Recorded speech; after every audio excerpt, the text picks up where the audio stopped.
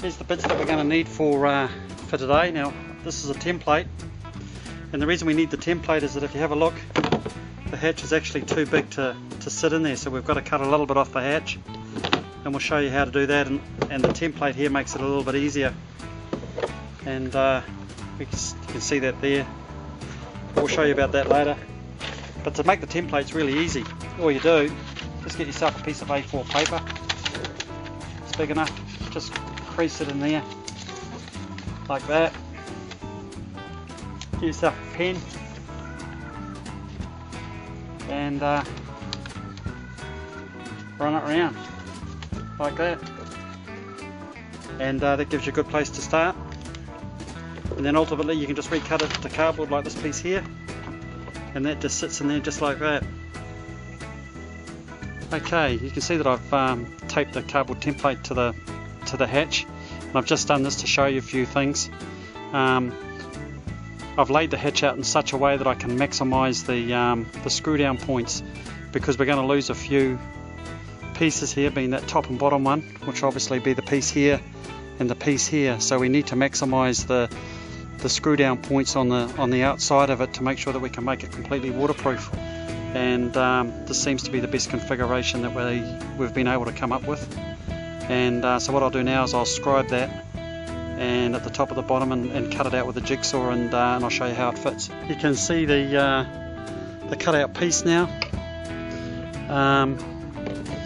compared with another one there. Look how much we've taken out of it.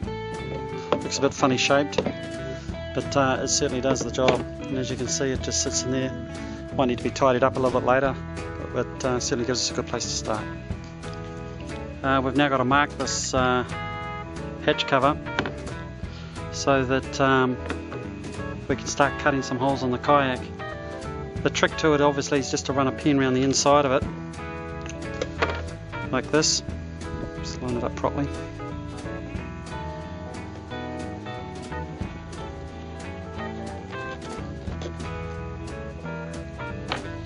And then you just got to overcut it slightly to allow for the width of the plastic.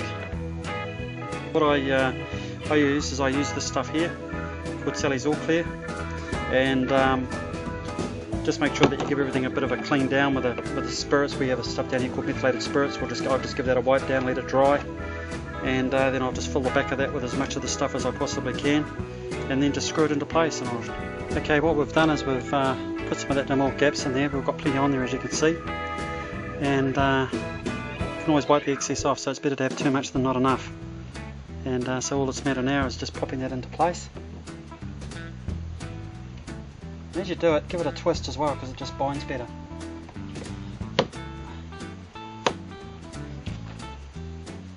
Okay, now what we'll do is we'll clean that off, and then we just put some self-tapping screws in there, and just use a bit of mineral turpentine to wipe the excess off, get it looking nice and tidy, and just put some screws into each of the screw holes that we've got left after I wipe that excess off.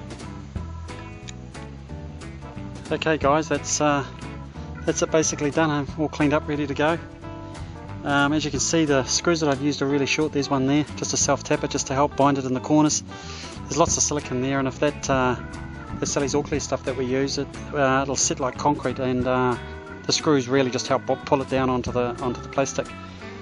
So she's all done and dusted, and it's really just now a case of putting a polystyrene mount in there for the battery, and she's all ready to go, just like that.